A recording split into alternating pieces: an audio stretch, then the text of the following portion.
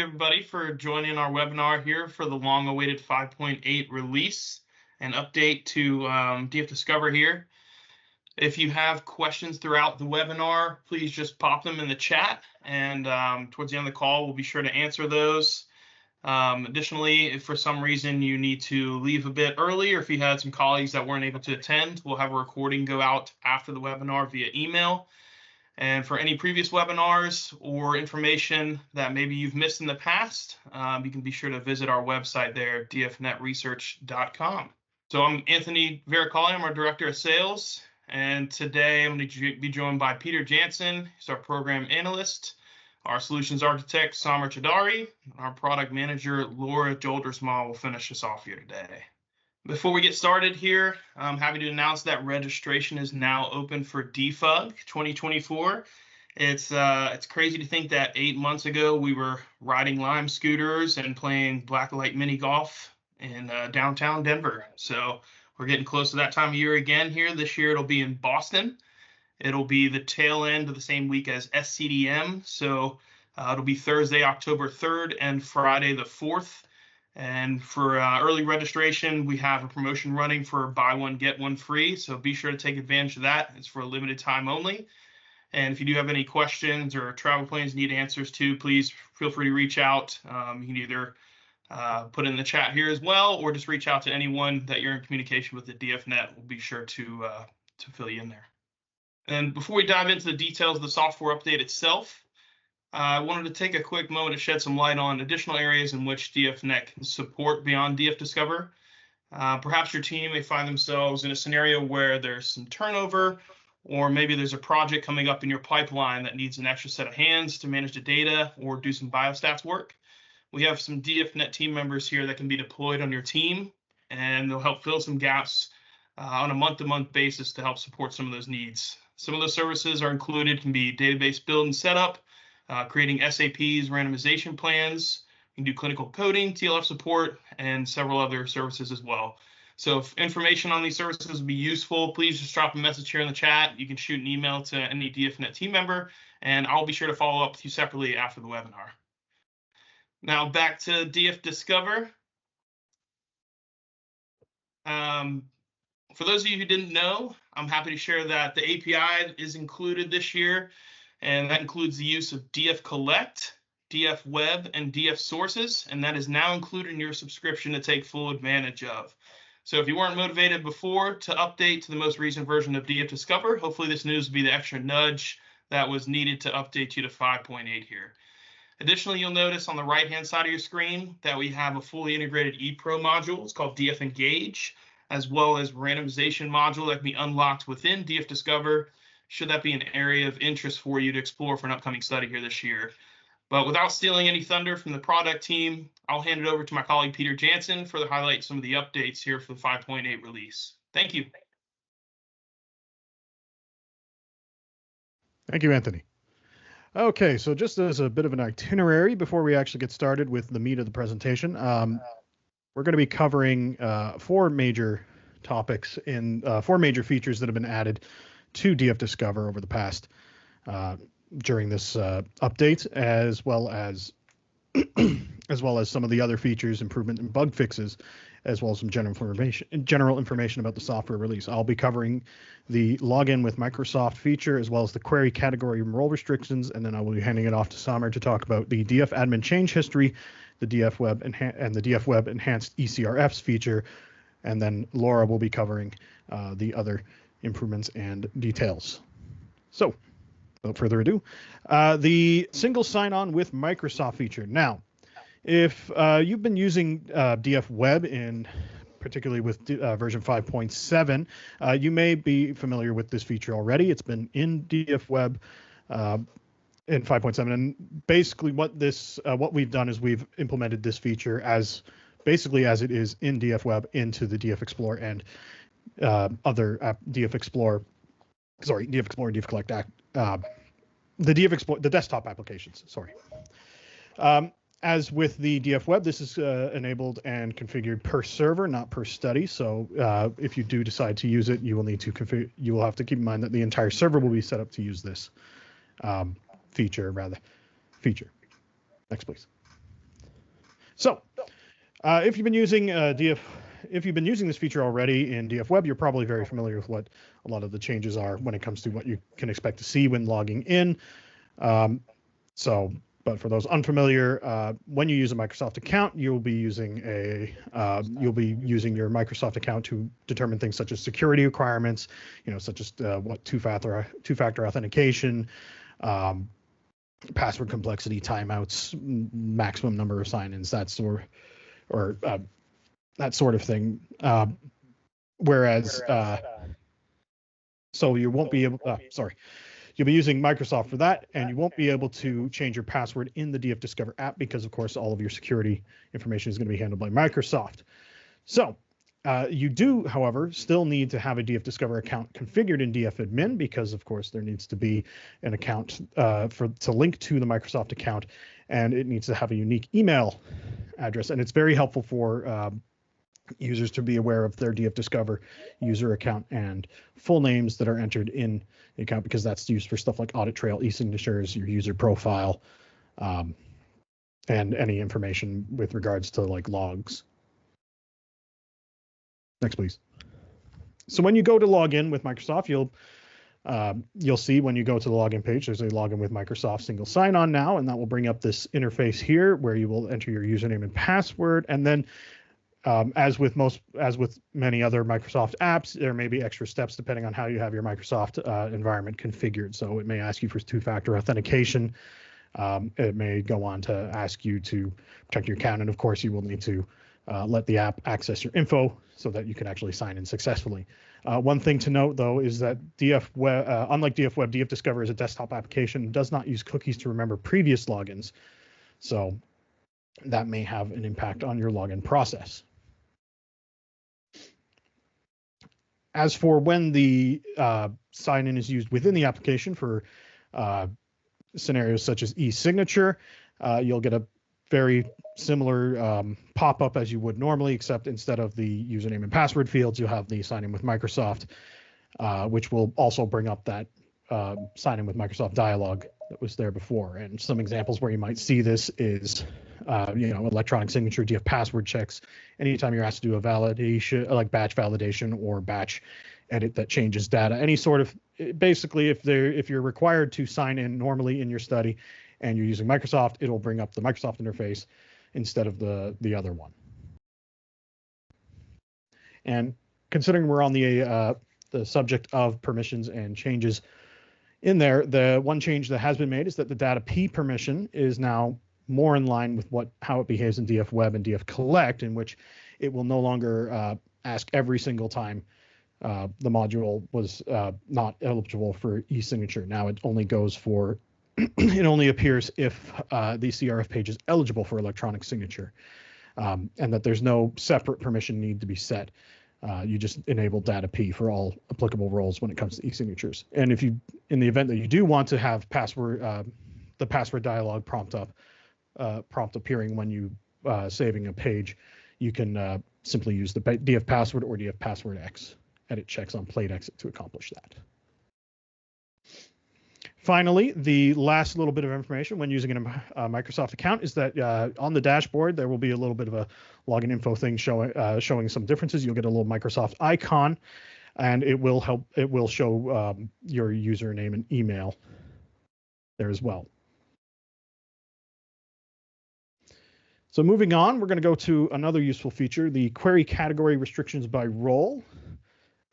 In this, obviously, having to manage a bunch of different roles with different permissions, having to manage a bunch of different users with different permissions can be made easier if we could just do it by role. Well, now you can. So you can actually restrict who can create, modify, and reply any sort of query permissions at the role level rather than having to go and individually set it for each user. And once again, if you've been using DFdiscover 5.7, particularly on one of our hosted servers, you may have seen this already. But with DFdiscover 5.8, it's now available to all servers and all of our main applications. So throughout this module, we're going to be using the example of the monitor role. So And the reason why this might be a useful feature is that if you want your monitor to specifically only able to reply or deal with monitor queries, whereas say your clinical coder deals with clinical coding queries, you will be allowed to separate the roles so that each one can only deal with their respective role. However, it is also important to note that edit checks can still affect all the queries, all the query types. They don't take into account this restriction. So if you're just before I get into the example itself, if you're not familiar with what I mean when I say monitor role or any other user-defined query, the monitor queries is an example we like to use of a user-defined query. We give it query code 30, and it's basically a query code specifically meant to be used by the monitor role in a study. And as usual, if we do recommend that, especially now that this feature is enabled, that you go and enable the multiple queries per field in global settings so that other roles do not prevent, certain roles don't prevent other roles from entering queries onto a field if they have a query on the field already. Next slide. So if, for example, you wanted to have our monitor role be able to create, modify, delete, and reply, create, modify, and delete and approve queries only of the monitor role, you would go into your DFadmin role permissions and enable the following: the create, modify, delete, and approve section as normal. No change there. It would it'd be exactly as if you were setting it up in DF 5.7 or earlier. What changes now is that there's a new tab next to the permissions role that creates like an additional set of requirements that then goes in and restricts queries that role will have access to. So if we want create, modify, and delete permissions only on monitor roles, but we still want our monitor role to say approve other queries, what you would do is go into the restrictions and add in designate which plates, and then under the no-see designate which query categories that you would want to restrict that role from accessing. So it kind of works as a subtractive system. And you can just leave it blank if you want it to remain unchanged from the permissions. So in our case, we've restricted create, modify, and delete, but we've left approve so that they can only create, modify, and delete query code 30, but can approve any query category type that they normally would be able to. And once you're done creating the permissions, you can then go into the applications. You should be able to see the effects of it there. As you can see, the changes happen depending on which application you're using. They'll either gray out or remove the ability to select other queries. And that's pretty much it for me. So I'm going to now pass it on to Samer, who will now go into a much very interesting feature that I'm sure you guys will like. Thanks, Peter. Yeah, Peter, you have covered futuristic features. We always look ahead and focus on future, but some of us feels like they live in the past, and particularly administrators while digging through logs. So this feature that I'm going to talk about is very useful for them. In 2022, DFdiscover 5.8, we added page history views in DFexplore, DFweb, DFcollect, which were presented in a simplified, easy to understand style. Adding faster and convenient ways to see history of changes does not stop there. So we have now added similar feature in DFadmin that displays a comprehensive audit trail of user, role, and study changes in a simplified style. Study administrators in DFadmin would now be able to view history of changes from within studies, roles, and users tab. The audit trail of users and roles permissions history is now maintained in a separate SQLite database. Due to the dynamics of its size growing continuously, as more and more users are assigned roles and permissions to several studies, we have designed the interface to efficiently present change history. For faster and dynamic interface, the history can be viewed based on a specific study, role, or a user, which is accessible through the History tab in the sub-panel of DFadmin tool, as you can see on this in the screenshot. Before diving into each of these studies, roles, and users' history tabs, let me quickly go over some of the options available within the history view.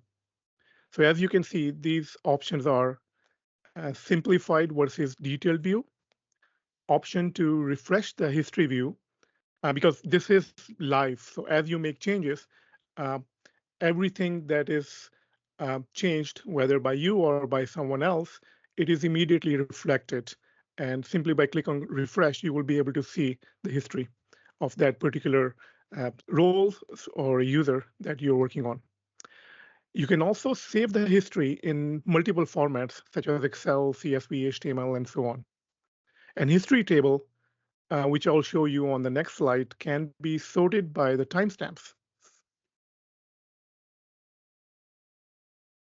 So continuing with our existing style of presenting the simplified history that you have already witnessed in DFexplore, the key information, when, who, and what was changed, is presented in the same order, which facilitates the administrator to quickly navigate through the history log by date and time, or the timestamps.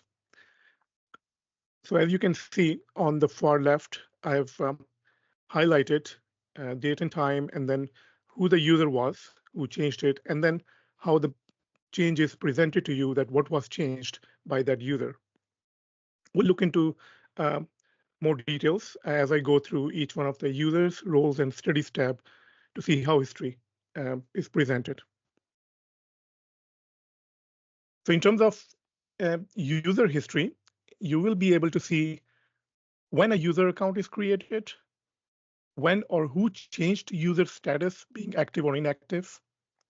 You will also see records indicating when users have changed their own passwords or are assigned temporary password by an admin. Changes to users' profiles are also tracked here. And of course, any permissions granted to user or revoked can be found in this history table. So it might not be very clear until you experience this yourself, but this is just an example screenshot to show you how these history of respective changes are presented.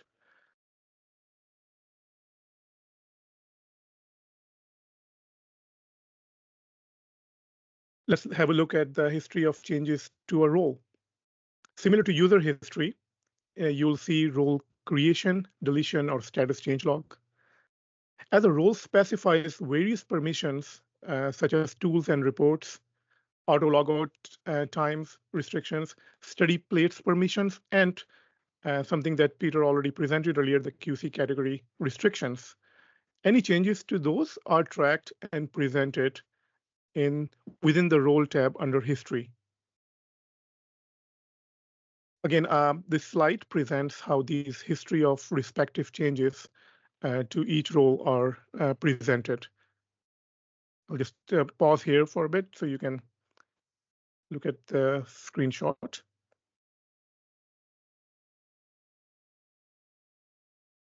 Okay, so from the study tab, you are able to view history of changes to both the study roles and user access to the study. Because for a study, what really matters is who has access to the study or not, and what roles are part of that study. So as the study history is based on both roles and users history, like I mentioned, the dialog offers option to show both or either of roles or user history. So there are options available, which I will show you in the next slide. You can find an option to filter these by role or by users, obviously, which is very useful for administrators when looking into history log to find when a specific user or a role permission were added or revoked, and so on. And I'm sure a bunch of ideas are coming in your mind right now while I'm talking about these and showing these.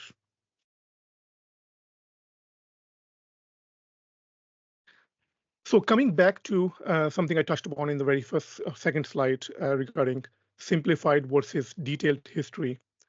So here is a view of the detailed history, which is very useful when, particularly when you're exporting for advanced filtering.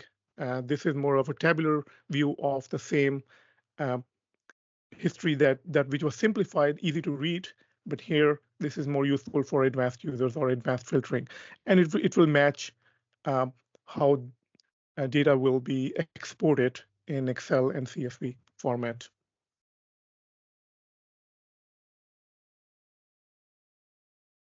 Now, here are some examples of what Excel outputs will look like and the options it opens up for you, how you can dig deeper using several filters.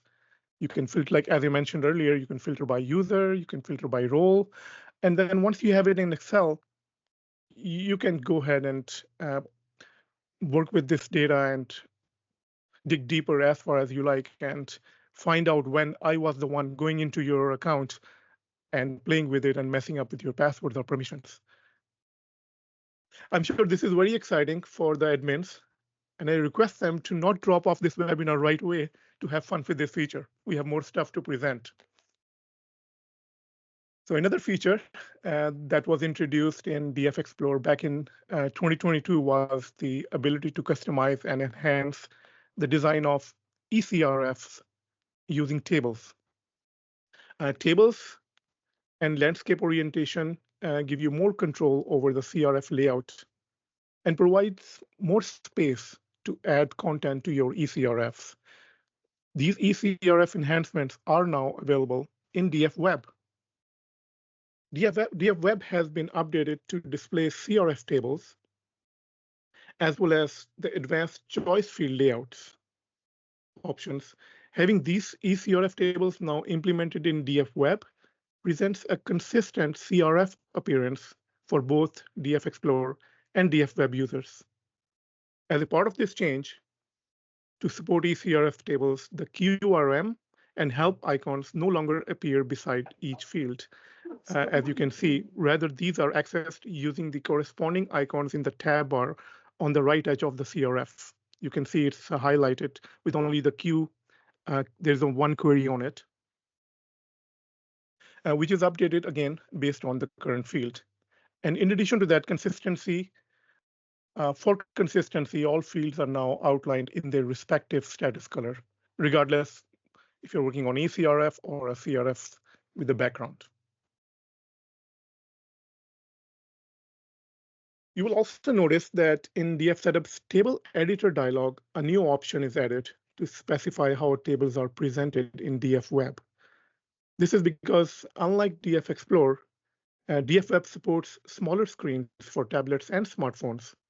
Usability is improved when fields are presented in a single column instead of a table on devices with small screens. Most of you are aware of that, those who work on smaller screens. As such, the tables can be adjusted to be presented in DFweb based on these options. So if static width is selected, then horizontal scrolling must be used on smaller screens in order to see all fields, because the table can be quite wide.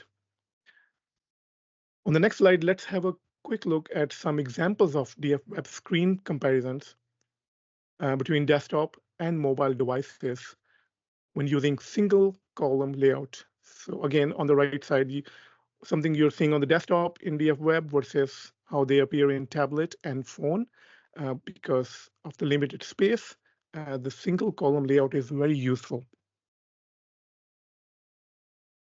So let's have a look at another change in DFsetup regarding the previews, eCRF previews. With the addition of eCRF enhancements and customization based on tools, it could be challenging for Study Manager to design eCRF without having a preview. You want to be able to see what would it look like in each tool that you're designing for, or that you're designing the CRF for. So in view of that, DFsetup's eCRF preview has been expanded into 4 views, which are the desktop preview, which is it's basically the replacement of existing preview option that we had that presents how the eCRF will look in DFexplore or DFweb on desktops. So we have added a few more options. One is for DFweb on tablet, which is presenting a preview of how the eCRF will appear in DFweb on a tablet, on any of the tablet devices. Similarly, DFweb on phones, how they will appear. There is an option for that to preview. And likewise, it is useful to have a preview of how CRF or eCRF plates will render in DFcollect, as DFcollect uses its own screen-based views, and it uses that screen feature that you have seen in DFsetup. So finally, before I hand over to Laura J for the next set of features, I would like to quickly go over some of the performance and security related enhancements that are made in this release. You're aware that it's always our top priority to stay on top of any security related issues. And likewise, we always strive to improve the performance of our software. In order to protect our servers from denial of service attacks that some of you may have heard of, that any servers that allow successful connection or SSL handshakes of an existing connection are vulnerable now to such attacks. So we have addressed this by restricting DFdiscover server to only allow connections over TLS v1.3 protocol, as it does not allow renegotiations. Yes, there are downsides. This does, however, mean that anyone using DFdiscover 5.1 client tools will now have to upgrade their client tools if the server is DFdiscover 5.8 or newer, because we want to avoid any kind of vulnerabilities to your server. Security improvements have also been made in DFweb to prevent server-side request forgery attacks. Jumping into performance, you will notice improvements in DFweb. How exciting.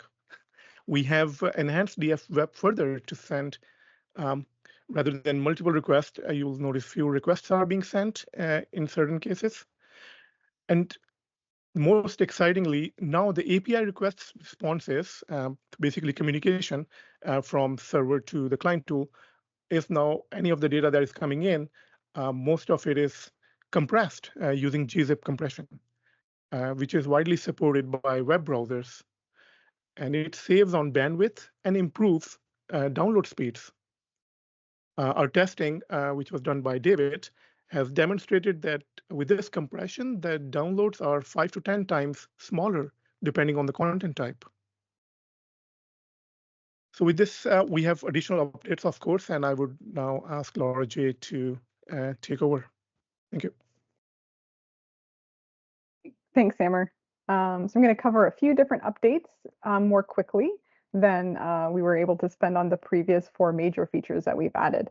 So in DFweb, we now allow you to set and unset missed pages. So this is a feature that's already in DFexplore, already in DFcollect, and we've now added it to DFweb. So this is based off each user's data L permissions defined in their role. And so you'll see the set page missed and the unset page missed options in the CRF menu for each CRF based off their status. We've updated the queries dialog as well to display the query information right within that main queries dialog, so that you don't need to click on the reply or the edit button in order to see the query details. You can just see it right within that window. In the reports view in DFweb, we've added an option to download the reports. So there's a new icon up at the top next to the close button at the top of the reports dialog. And there's 2 different formats that you can download the reports in. So HTML is sort of the standard smaller format. You do require an internet connection in order to view the report, but we also provide an archive option. And so that's the version it's a larger file size, but it will last longer if you are storing it for long-term storage, since it doesn't require access to the internet. We've also added a new setting in DFweb called Open Last Study on Login. So the default behavior in DFweb up till now has been every time you log into DFweb, it automatically selects the last study you were using when you were in DFweb, and that remains enabled. But if you want to be able to choose which study you use when you're in DFweb, each time you log in, you can disable this setting and you'll be prompted to select a study every time you log in. In DFcollect, in the offline view, we've made some updates to indicate more detail about the offline data that you're using. So on the subjects page on the left here, you can see we indicate now the number of subjects that have been downloaded to the device, and it shows the date and time of the last download or the last or when the data was last modified offline. So you can see how recent your data is or when it was last changed. And within the subject finder page, we've added the timestamp for when it was last downloaded from the server so that you're aware of how recent your data is that you're working with while you're offline, pardon me. DFcollect as well, we've added a new location header within the eCRF view. So this shows the study number, the site number, the subject, the visit, and the page. And so this is the same information that you can find in the app bar up at the top. So you can swipe to see the full sort of breadcrumb trail for DFcollect. But because you're scrolling up and down a lot or scrolling across different screens within DFcollect, we wanted to provide this information in a static place so you could easily see it as you're entering data. In DFexplore, we've updated the user profile dialog with time zone details. So we show the local time as well as the server time zones so that the users can be more aware of when they're looking at a timestamp within DFexplore. Are they looking at their local timestamp or is that the server time zone? We've also updated the CDISC ODM XML export so that you can opt to use the field alias instead of the field name when you're exporting the metadata and study data. And the same feature has been added to both the DF export command line tool as well as the API. So you can export the metadata and the study data for integration with other systems, for example. We've also made some accessibility updates in DFexplore. So we've improved a few different ways to use the keyboard to navigate throughout the application. And we've also extended the auto logout warning time. So previously it was 10 seconds, it's now 30 seconds. And we've also made both DFexplore and DFsend available now in Spanish. So we've been working on some projects in South America and working on translating the interface text within DFexplore and DFsend. So those whose primary language is in Spanish can more easily use our applications. So you'll see Spanish when based off your operating system language. So if your system language is set to Spanish, you'll see DFexplore and DFsend in Spanish now with 5.8. And in the last release, we started updating our documentation, and we've continued to update most of our user guides with this new look. Huge benefits with this documentation style is now that you have a more easy navigation from the sidebar, so you can expand and collapse different sections within the sidebar to find specific information within that manual. And it's also easier to use the documentation on tablets and smartphones on smaller screens. We still have a few more manuals that will be updated in future releases. And so we weren't able to get in every single detail about the DFdiscover 5.8 release today, but we hope we've whetted your appetite for the changes. And if you want to learn more, we have the release notes, release highlights slide deck, and the release notes Excel listing that has all of the changes, including bug fixes. And these documents are all available on the software releases page under the My Account section on our website. So now that you guys are all excited to upgrade, how do we get the upgrade? I'm sure you're wondering how to get this next version. So for those of you who are on DFnet managed servers, that includes Hosted 1 and ZAF, the upgrade's done. You're using 5.8. So on May 18th was when that upgrade was completed. So make sure you've installed the 5.8 desktop applications to take advantage of these updates. For those of you on self-managed servers, I know there's a few that have already upgraded to 5.8, which is exciting. If you do need any support from DFnet to plan your upgrade and help you with that, please let us know. We're happy to help. All the installers or documentation are available on our website as usual. And one key step for this upgrade, as Samara was presenting the DFadmin history, there's an extra step. I saw some comments in the chat about this. So you'll need to run the DFadmin DB application or a utility in order to load that history into the new SQL database that we've created for that feature. And then there's also, we'll remind you about the version strict setting to make sure that based off your plan for upgrading the client applications, sort of the front-end tools that your end users are using, how that will work. So the version strict setting is defined in DFadmin, so this can be configured by administrators. In the last release, we added a new option for minimum version supported. So this allows you to control the oldest version of the client applications that you want your end users to be able to use. So for example, if you're upgrading DFdiscover to 5.8, but you want to allow your end users to continue using DFexplore 5.6, for example, you can define that specific version here. And that can be defined both at the server level in the master tab in DFadmin, as well as on a per study basis under the studies tab. And of course, with every version upgrade, we want to consider the compatibility. So if your end users are all on 5.8 and the server and the API have all been updated to 5.8, you're getting all the new features we're talking about today.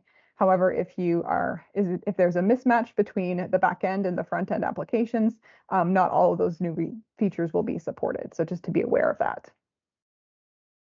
And as Simmer mentioned with the security updates, we wanted to make sure you are aware that the 5.1 applications are no longer usable when you upgrade to the 5.8 server. So if you do happen to have any end users still using 5.1, make sure they upgrade to the 5.8 tools. I think they'll be really impressed with the change between 5.1 and 5.8. And so before we get into the Q&A with Anthony, I wanted to give you a quick preview of what we're working on right now. So the next version of DFEngage, our ePro application, is now in pre-release. So we're planning to release that to the app stores at the end of this month. A couple of the things that we've included in our training module, an option to view your responses to completed activities for participants, a quick installation link that'll simplify the setup and login process for participants, and additional support for visit types conditional maps as well when you're connected to DFdiscover 5.8. If you're interested in trying out the latest version, let us know if you didn't get an invite. We're happy to share that with you. And we're also working on DFdiscover 5.9 as the next release planned for September of this year. The big new feature coming there is, I saw some excitement in the chat about the change history in DFadmin, and so we're also adding that in DFsetup. So what you saw Samer showed in the DFadmin, we're having a similar history feature in DFsetup as well that we're currently working on, as well as a handful of other features. So we're excited to be sharing those details with you in the next coming months. Now I'll pass it back to Anthony. One last reminder again, DFug registration is now open. If you want to take advantage of the early bird buy one, get one free, for those of you with a larger team that might be going, you need to take advantage of that now. That buy one, get one free promotion will not be running very long. So please get ahead of it, and we're very grateful you were able to join us today and follow up with any questions you may have had. So thank you, and thank you to the DFnet team for presenting today. Appreciate it, guys.